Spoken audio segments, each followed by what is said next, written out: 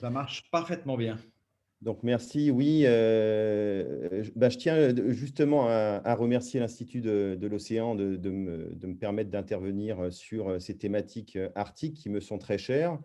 J'en profite aussi, vous avez dit que j'avais commencé ces recherches polaires arctiques en 2010. C'est quand même sous la bienveillance de ma directrice du MR de l'époque, qui est Sylvie Dufour, et donc je suis très content qu'elle soit là en train d'assister à cette conférence.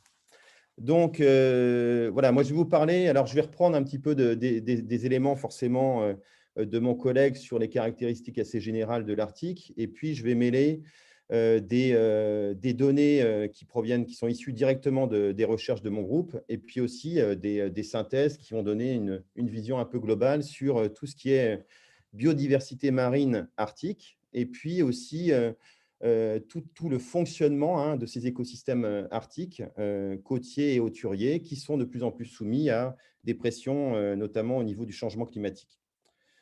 Donc l'océan Arctique, ben, bon, on le définit très classiquement par justement ce cercle arctique avec une latitude de 66 degrés nord, 33 minutes et des broutilles.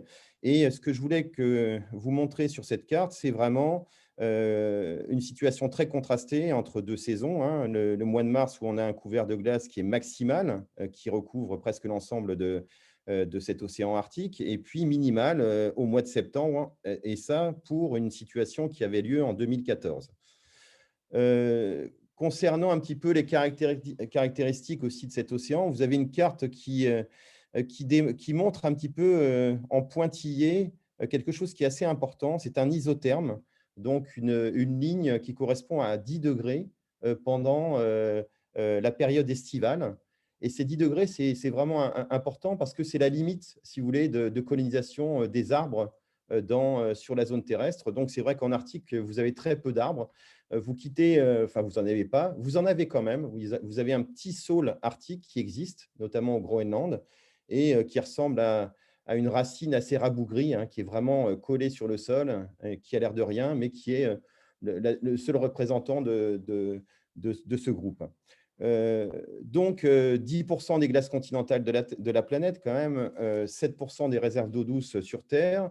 Je vous ai parlé de cet isotherme, et puis une surface qui est quand même conséquente de 21 millions de kilomètres carrés, donc 14 millions de kilomètres carrés d'océan. Alors, l'Arctique, on a une vision sur ces milieux polaires d'avoir toujours quelque chose d'assez homogène, assez froid et tout ça. Hervé l'a montré tout à l'heure, il y a quand même des situations très contrastées qui sont liées au grand courant océanique, et qui vont générer, vous voyez sur cette carte le Gulf Stream, et puis qui va finir par lécher, on va dire, les côtes du Svalbard. Si on se remet dans cette mer du Groenland, vous voyez qu'à latitude égale, vous pouvez avoir une zone qui est vraiment sous influence du réchauffement par des courants plutôt chauds, hein, le long des côtes de Norvège jusqu'à la côte ouest du Svalbard. Et puis, au contraire, du côté du nord-est du Groenland, un courant qui vient directement du pôle Nord, qui est vraiment très froid. Et je vous figure ici le fjord dans lequel on travaille depuis près de 10 ans, hein, plus de 10 ans, le Yongsun, qui est donc sous influence vraiment de ce courant froid, avec des températures qui sont toujours à peu près au seuil de congélation, hein. L'eau de mer est à peu près à moins 2 degrés. Et puis, un couvert de glace ici qui est de l'ordre de 280 jours par an, donc qui est quand même assez phénoménal. Donc, retenez une très grande variabilité de climat qui sont liées justement à ces influences océaniques différentes d'un point de vue local. L'océan Arctique, c'est bien sûr aussi un cycle jour-nuit qui est très particulier, hein. Vous avez des périodes qui peuvent aller au niveau du pôle de jours polaires complets jusqu'à la nuit polaire, et bien sûr des gradients qui vont se faire en fonction de la latitude. Si on passe de Reykjavik, où on n'a pas de jour polaire, à Mourmansk, à 69 degrés nord, où on se retrouve avec 2 mois de jours polaires et un mois de nuit polaire. Et puis, à Alerte au Canada, 80 degrés nord, eh bien, vous avez quand même une saisonnalité, des situations très, très contrastées d'un point de vue photopériode, avec 6 mois presque 5 mois, on va dire, de jours polaires, et 4 mois et demi de nuit polaire. Donc, ce qu'il faut retenir, c'est tout ça, ça va générer une très forte saisonnalité, hein, au niveau de cet océan Arctique. Alors, les enjeux géostratégiques et économiques, je vous les évoquais. Bon, je pense qu'ils ont été bien détaillés quand même par les intervenants avant. Juste rappeler que cet océan Arctique est géré par un cercle arctique, hein, donc avec 5 pays principaux. On en a déjà parlé dans la présentation précédente. Et comment dire, des enjeux, notamment au niveau des voies maritimes, que nous a exposé vraiment dans le détail Hervé auparavant, avec 2 voies maritimes majeures, le passage du Nord-Ouest et puis le passage du Nord-Est, qui font gagner à des navires près de 4000 kilomètres sur un New York-Tokyo. Donc, un intérêt quand même d'un point de vue économique pour un navire à passer par ces voies-là. Les enjeux aussi en termes de prospection pétrolière, bien sûr. Voici une figure qui montrait à peu près les possibilités, les probabilités de réussite en cas d'exploration de 100%. Donc, tout ce qui est bleu, là, c'est vraiment les zones où, potentiellement, si on va prospecter ces zones-là, on est capable d'extraire du pétrole au niveau de l'Alaska, l'archipel canadien. Vous avez aussi la mer de Barents, la mer de Kara et 2 solutions en général, enfin des solutions pour exploiter, qui sont des solutions un petit peu de protéger la plateforme pétrolière contre les icebergs, avec une solution un petit peu château fort, si on veut. Et puis des projets, hein, alors je ne sais pas si c'est encore, si ça a été réalisé ou pas, de faire des plateformes sous-marines qui puissent être connectées en surface à des tankers. Et en fonction des conditions de mer, si vous avez beaucoup d'icebergs ou une tempête, vous pouvez vous déconnecter et donc revenir dans des meilleures conditions. Donc, de pouvoir éviter en fait l'influence des icebergs sur ces plateformes. Alors, je vous parle de tout ça, de ces enjeux économiques. Je ne vous cite que ces deux-là, bien sûr. On peut se poser une question sur la biodiversité marine. Et la biodiversité marine, elle va être, euh, elle va être surtout dépendante des conditions environnementales. Et ces conditions environnementales, elles sont en train de changer sous l'influence du changement climatique. Le changement climatique, c'est quoi? C'est l'augmentation des concentrations en dioxyde de carbone atmosphérique qui augmentent vraiment depuis les années 50 et qui vont avoir 2 effets. Le premier effet, c'est d'augmenter bien sûr les concentrations dans l'eau de mer avec des pressions partielles de CO2 qui sont de plus en plus fortes. Et ça a pour conséquence d'acidifier les océans. Alors ça, il y a beaucoup de collègues qui travaillent actuellement sur ces problèmes d'acidification. Je vais pas vous en parler. J'ai préféré parler de problèmes un petit peu de chaîne alimentaire lors de cet exposé. Deuxième effet, eh bien, l'augmentation, bien sûr, par l'effet de serre des températures atmosphériques, qui a pour conséquence de réchauffer la partie superficielle de cet océan Arctique. Et on le voit sur ce graphe, hein, une augmentation vraiment très forte depuis aussi les années 50. Quand ça chauffe, eh ben, qu'est-ce qui se passe? Eh bien, votre couvert de glace va bien sûr fondre. Donc, vous avez une belle image là d'une situation de débâcle avec la fonte de la glace superficielle, de la banquise annuelle. Et bien sûr, l'océan Arctique, depuis les années 80, perd 3,2% de couvert de glace par décennie. Alors, ça paraît pas beaucoup, 3,2%, mais ça représente près de 47 500 km² par an. Et vous avez un autre schéma qui vous permet d'illustrer cela. Et je pense que si j'avais trouvé la toute dernière situation de cette année, on serait encore inférieur à cela. Il y a aussi un phénomène d'amplification de cet impact de fonte de la glace par l'albédo. L'albédo, c'est quoi? C'est quand vous avez des rayonnements solaires qui arrivent sur une banquise avec de la neige, eh bien, vous avez seulement 10% des rayons lumineux qui vont pouvoir être intégrés dans les couches superficielles de l'océan. Si vous enlevez la neige, déjà, vous avez 50% de cette énergie qui peut comment dire, gagner ces couches superficielles. Et puis, bien sûr, en situation d'eau libre, ce qui arrive de plus en plus souvent, eh bien, 94% de l'énergie lumineuse arrive dans ces couches superficielles. Donc, vous faites fondre la glace et dès que vous arrivez à des stades où vous avez de l'eau libre, ce phénomène a tendance à s'accélérer. Donc ça, c'est quelque chose qui est assez prégnant actuellement.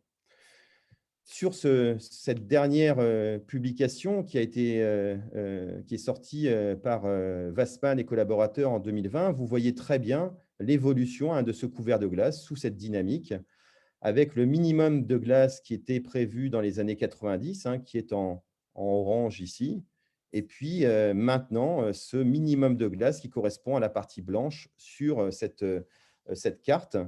Donc, vous avez, depuis les années 70, perdu 40% de la glace de mer en été, ce qui est assez énorme.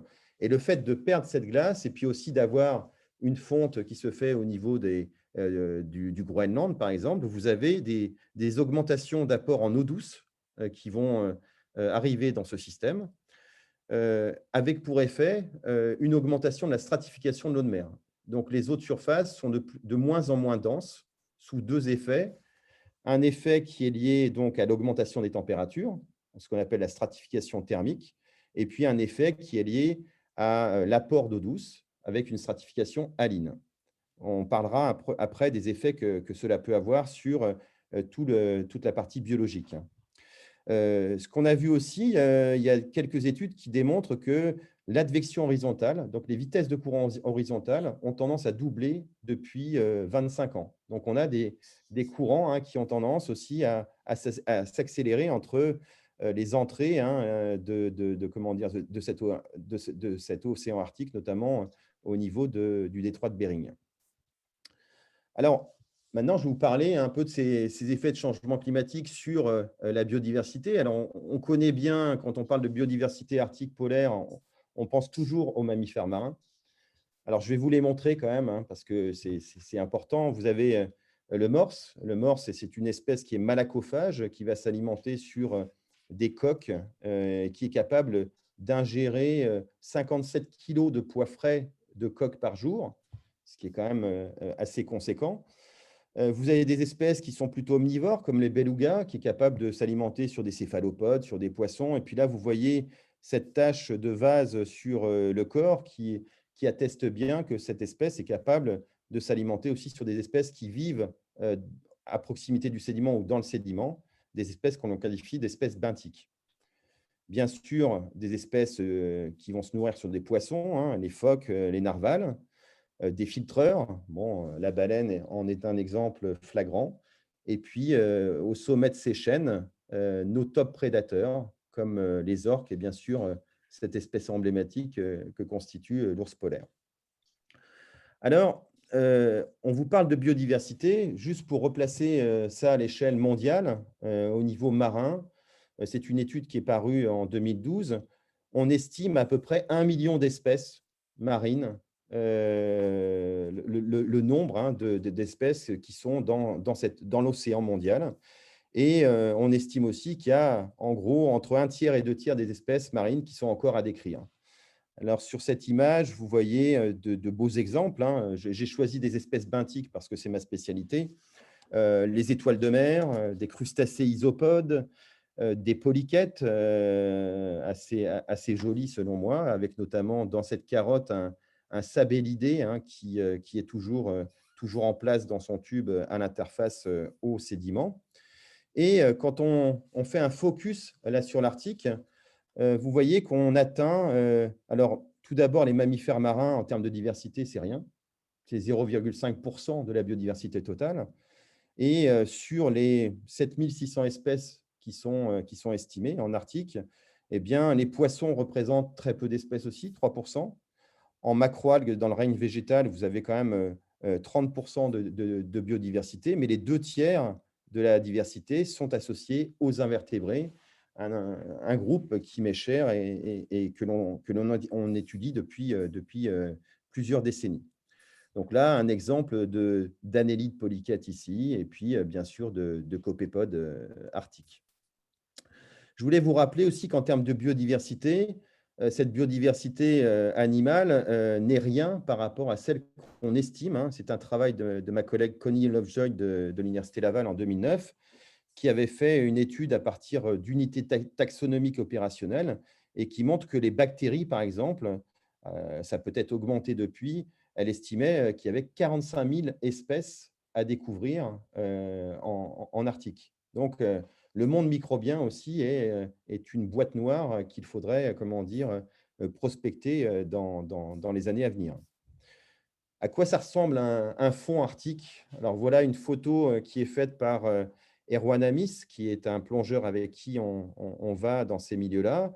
Vous voyez un fond du Youngsund, donc des sédiments envasés, assez hétérogènes, et puis avec des blocs qui sont colonisés par des algues corallinacées, toute une faune érigée, des acidies, des anémones de mer. Vous avez aussi un petit mollusque polyplacophore, des coquilles de bivalves. Sur cette autre photo, vous voyez aussi un bulot, hein. On a toujours un bulot de service dans le fond benthique. Celui-là, eh ben, il se déplace très lentement sur ces fonds-là et avec des focus sur des choses qui sont assez belles, hein, esthétiquement aussi. Ce sabellidé, en anglais, on parle de fanworms, du genre Mixicola.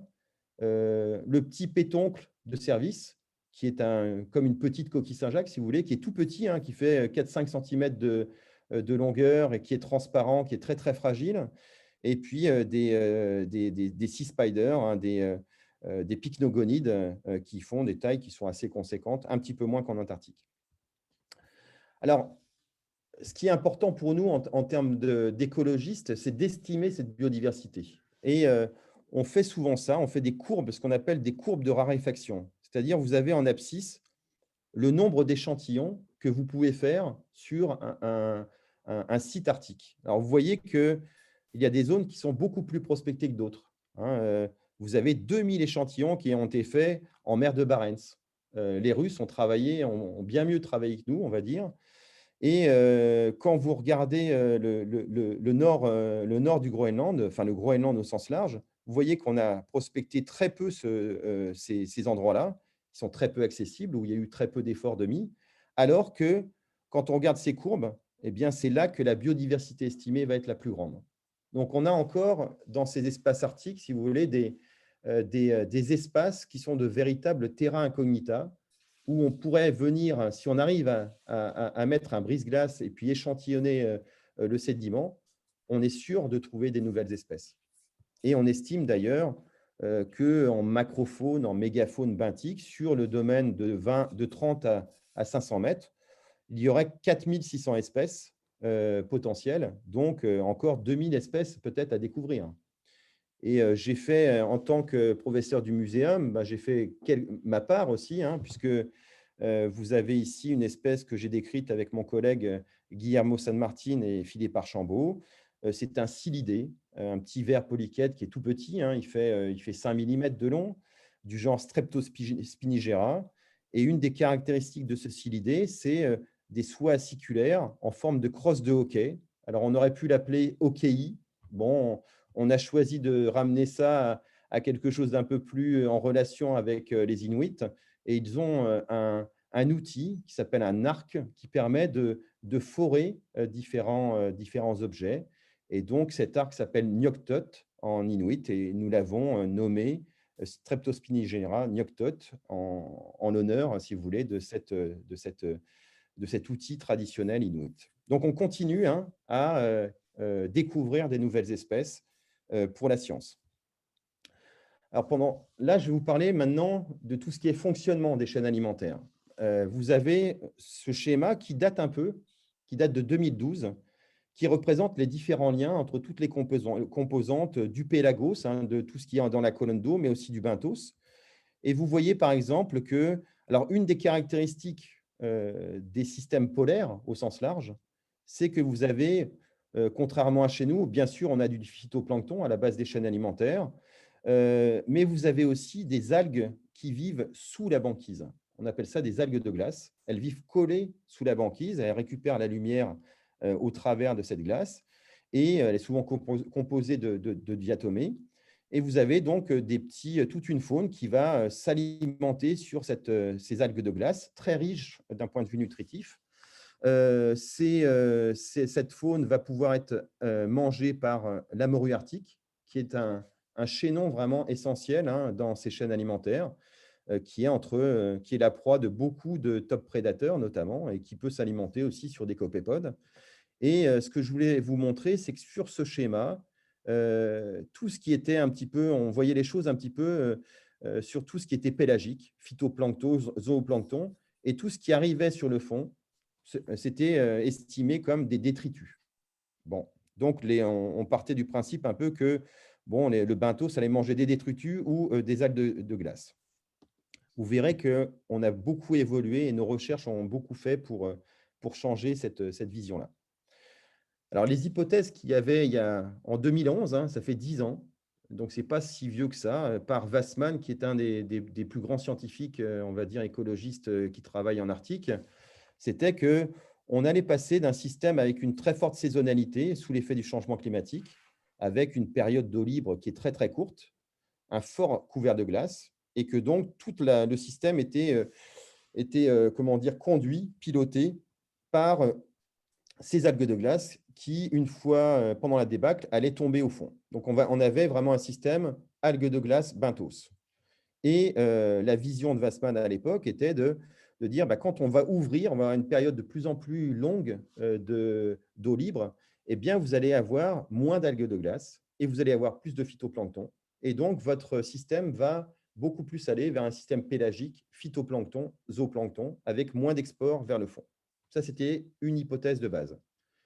Comme toujours, les scientifiques ne sont pas forcément d'accord, et donc d'autres scientifiques comme Soren Risgaard et Ronnie Glude, eux avaient une vision différente en disant bah, quand vous avez un système qui est très saisonnier, vous avez une très bonne synchronisation entre, comment dire, vous avez un seul bloom phytoplanctonique, et tout ce bloom-là, comment dire, il va être mangé par le zooplancton. Et si jamais vous élargissez cette période d'eau libre, eh bien, vous permettez non seulement d'avoir des blooms de phytoplancton beaucoup plus longs, et donc d'avoir une production plus forte. Et puis aussi, vous pouvez avoir un petit peu de désynchronisation et donc avoir un export plus fort vers le fond. Donc, vous voyez qu'à cette époque, on avait deux hypothèses qui étaient complètement contraires. Alors, pour aller essayer de tester ces hypothèses, nous avons utilisé des approches de sclérochronologie, hein. C'est une approche qui provient de la dendrochronologie, hein, avec l'alternance des cernes d'un arbre, des arrêts de croissance hivernaux et puis des périodes de pousse de l'arbre. Bon, vous avez des cernes d'arbres, vous avez aussi des stalactites, des carottes de glace, des sédiments, du corail. Et puis, nous, on est assez spécialisé quand même sur des invertébrés et notamment sur des bivalves.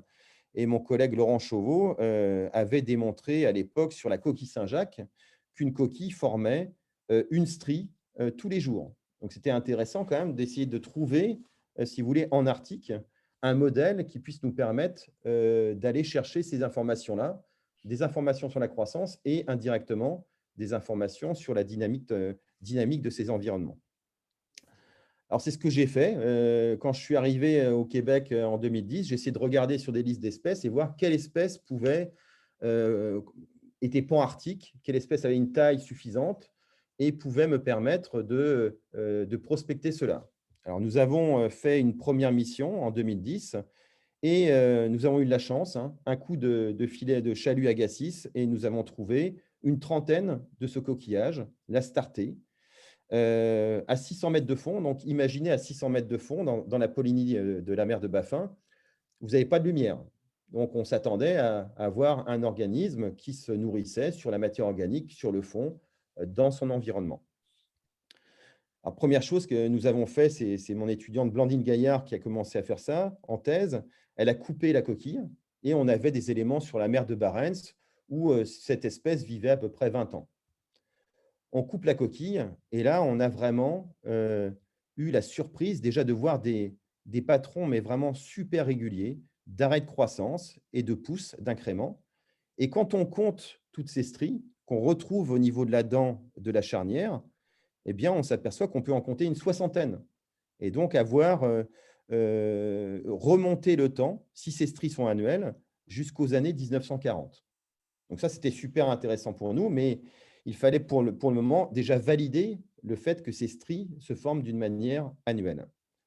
Donc, nous avons utilisé une méthode qui est la méthode des bombes, enfin des essais nucléaires atmosphériques. Vous savez que pendant cette période d'essais nucléaires, nous avons injecté dans l'air du C14, du carbone 14, et ce carbone 14 s'est intégré dans les eaux profondes.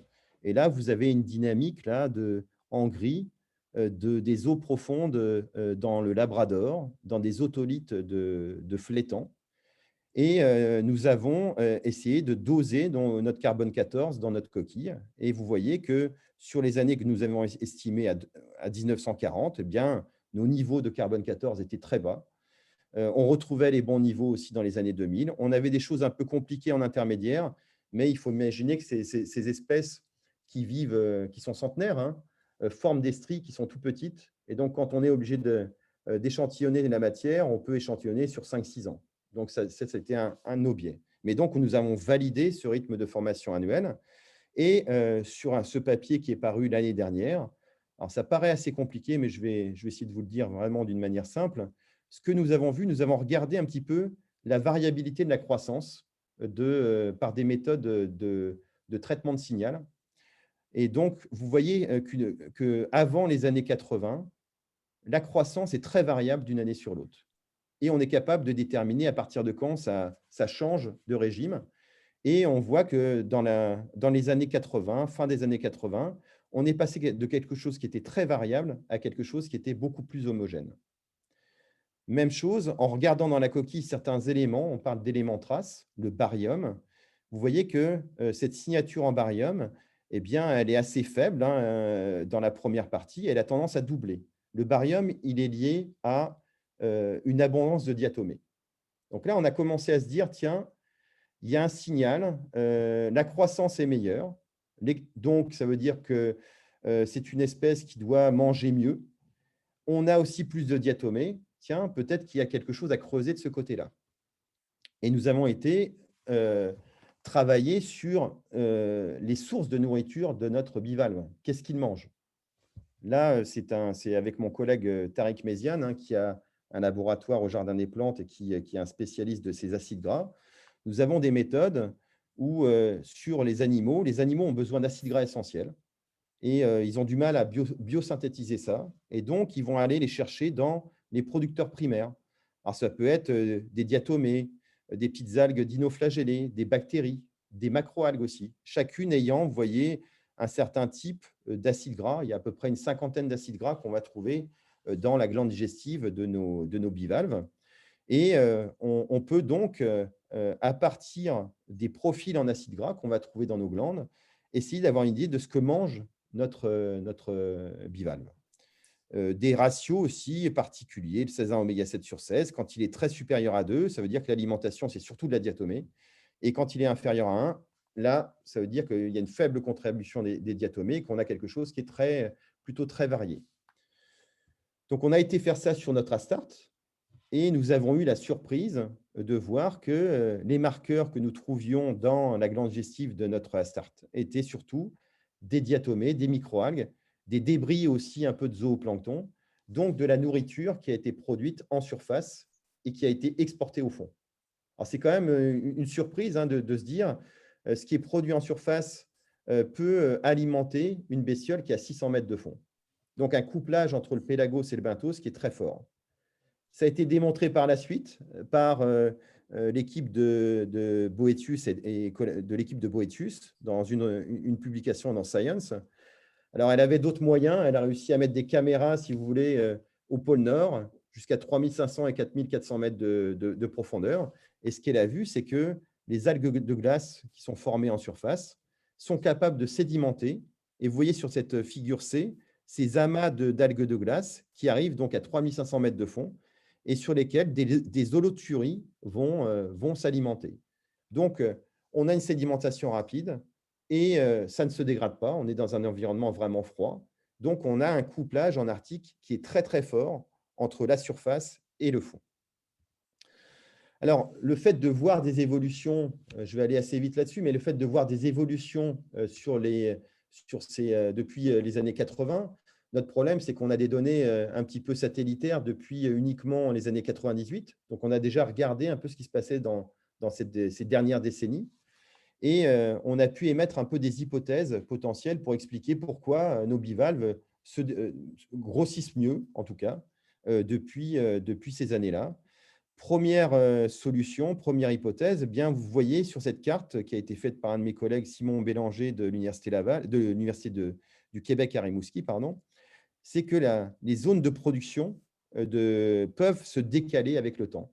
Là, entre 98 et 2010, ben, la production primaire, elle s'est décalée vraiment vers le nord. Et donc, en fonction des courants, de l'advection, ben, peut-être que nos bivalves reçoivent beaucoup plus maintenant ce qui est produit un peu plus décalé vers le nord. Ça, c'est la première hypothèse. Deuxième hypothèse, c'était aussi de se dire, ben, peut-être que la production a augmenté ou la qualité de ces microalgues est différente. Sur ces schémas-là, vous avez une idée de l'abondance, enfin, de la production primaire en surface. Vous voyez qu'elle a plutôt diminué. Donc là, on était sur quelque chose assez étonnant. OK, ce n'est pas lié à une augmentation de la production en surface. En plus, les cellules sont de plus en plus petites. Donc, on n'est pas sur cette hypothèse-là.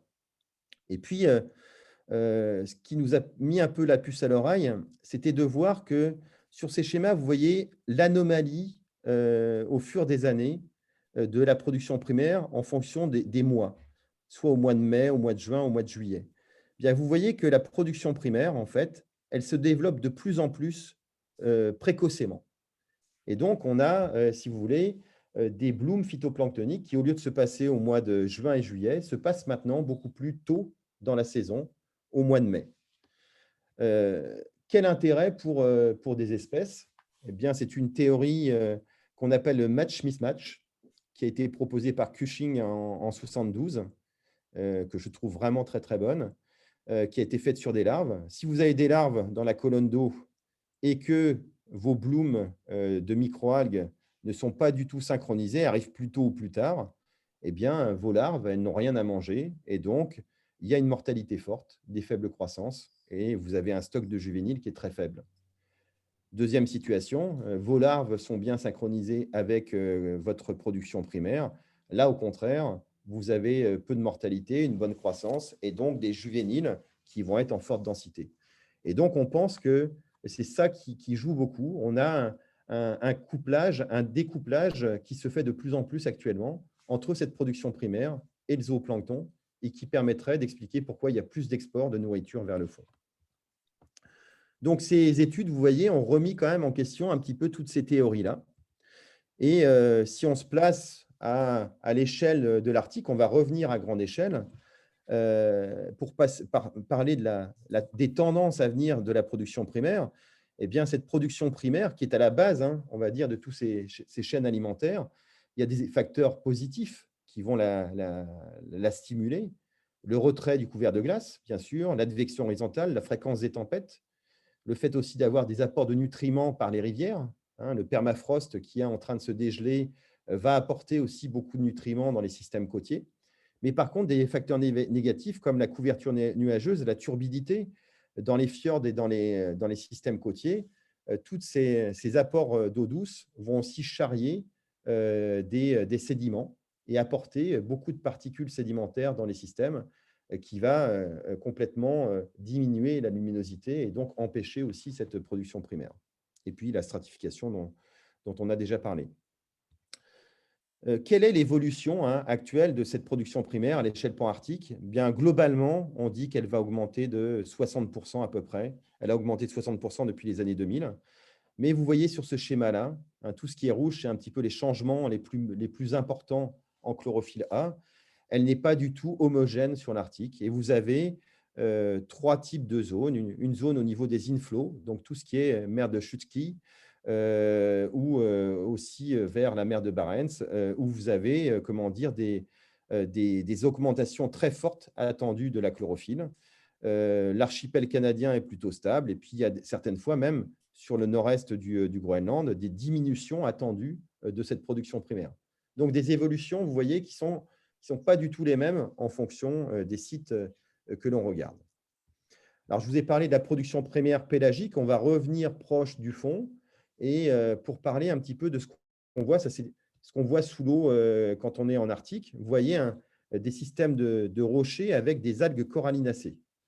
Quand vous plongez dans nos mers tempérées, à Brest notamment, bon, là, ce n'est pas des macroalgues de Brest, c'est plutôt du kelp, vous avez des champs de macroalgues qui sont très, très développés. Pourquoi je vous parle de ça? C'est parce qu'il y a eu un travail qui a été fait par Kortsch et al. En 2012 au Svalbard, où il a regardé, toujours au même endroit, sur un caillou, avec 2 sites. Il a pris des photos et il a fait un suivi depuis les années 90. On n'a pas beaucoup de suivi de ce type, hein, mais ce qu'il a pu montrer, c'est que à partir des années 94, il y a un changement complet d'algues encroutantes à une arrivée massive de macroalgues dans ces systèmes-là. Donc, on se retrouve de plus en plus, et c'est un objet de recherche hein, vraiment très récent. On a une arrivée dans ces systèmes arctiques polaires de champs de macroalgues, et on se pose des questions sur les impacts que ça peut avoir sur notre écosystème. Alors, pour ce faire, j'ai dirigé un projet qui s'appelait Sclérarctique, qui était financé par l'Institut Paul-Émile Victor, où on a regardé sur différents sites de cet océan Arctique, hein, assez contrasté, avec des marqueurs trophiques, la sclérochronologie aussi, et essayer de voir un petit peu, est-ce qu'on peut imaginer que ces macroalgues ont un rôle maintenant dans ces systèmes polaires. Euh, on continue l'approche trophique. Je vais passer un petit peu parce que c'est assez compliqué, mais essayer de retenir juste qu'on regarde d'abord nos sources. Alors, on va échantillonner tout ce qui est potentiellement consommable par un consommateur primaire. Donc, ça peut être des algues vertes. Donc, vous voyez qu'ici, les algues vertes, elles ont un certain type de profil en acides gras. Vous avez des algues brunes, du sédiment aussi. Sur le sédiment, on a des microalgues qui se développent, qu'on appelle le microphytobenthos. Donc ça peut être intéressant. Tout ça est bien dissocié d'un point de vue signature en acides gras. Donc après, on va regarder dans les muscles, dans les tissus de notre bivalve, soit la glande digestive. Alors, la glande digestive permet d'avoir une idée de ce qui est consommé à courte période de temps, et le muscle, ce qui est un petit peu métabolisé et stocké à plus large échelle de temps.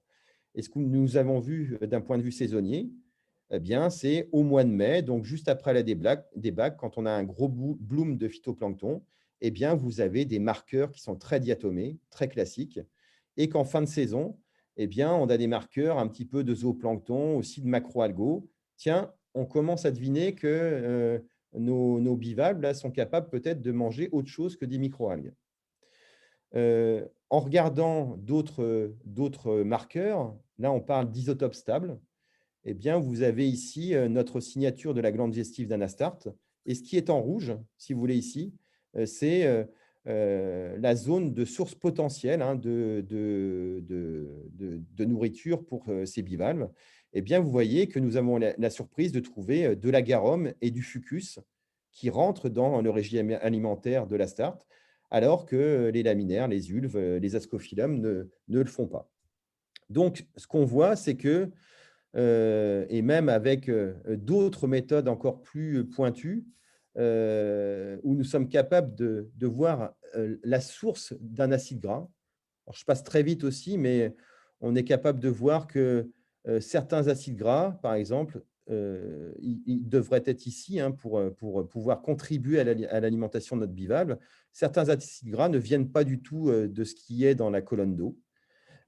Par contre, pour excusez-moi, pour ces acides gras-là, le 20 oméga 11 et puis le 18,4 oméga 3, bien, vous avez des contributions qui viennent bien de la pomme.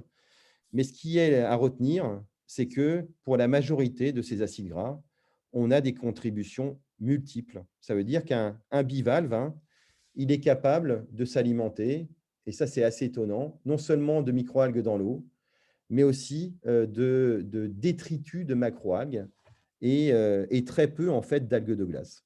Donc, on a des espèces qui sont capables, qui vont être capables en tout cas, de s'adapter au changement climatique dans les années à venir. Bon, je vais passer un peu là-dessus rapidement. Donc, pour les grandes hypothèses hein, que nous avions au départ, eh bien, ces hypothèses sont vraiment remises en cause par nos recherches. Ça a été aussi démontré par une publi très récente d'Ardina et Arrigo en 2020. Vous voyez que c'est le schéma qu'on avait en tête de Wassmann dans les années 2010.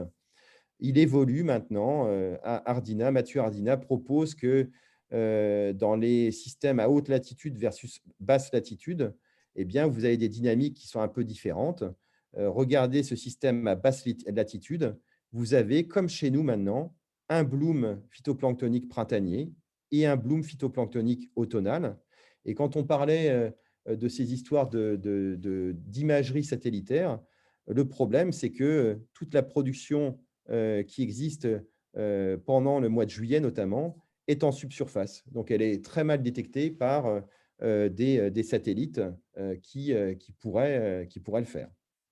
Et notre contribution, la contribution de notre groupe, c'est de montrer que dans les systèmes côtiers, eh bien, les macroalgues, le microphytobenthos, tous ces producteurs primaires benthiques ont un rôle de plus en plus fort dans les systèmes arctiques. Donc, ce que je veux dire, c'est que ces changements climatiques sont en train de changer complètement le fonctionnement des chaînes alimentaires et avec un changement au niveau des producteurs primaires.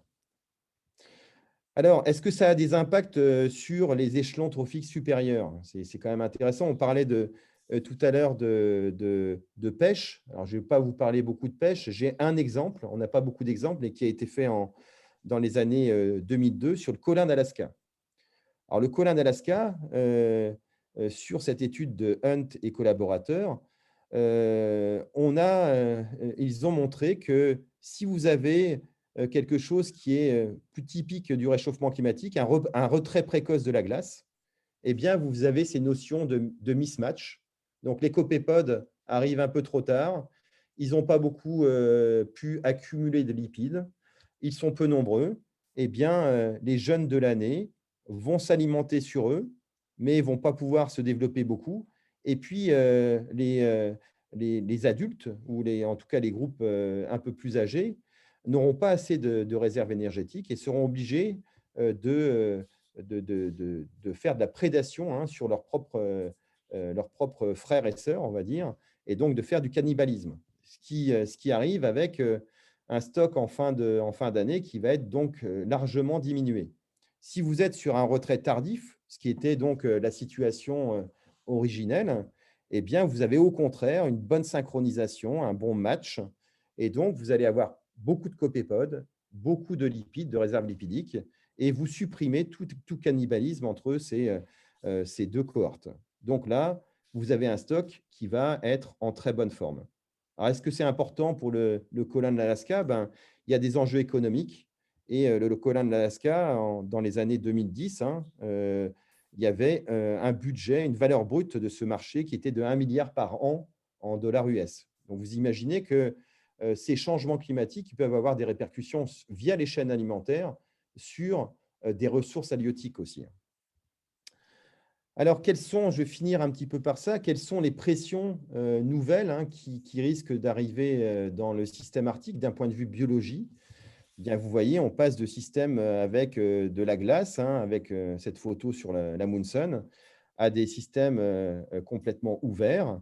Donc, la possibilité pour certains cargos ou porte-containers d'utiliser les voies maritimes, le fait de pouvoir mettre de nouvelles plateformes pétrolières et peut-être aussi de développer une activité de pêche qui, je le rappelle, dans ces systèmes arctiques polaires, vous avez des espèces qui vivent très longtemps, qui sont très longévives et qui ont des taux de croissance qui sont très, très faibles.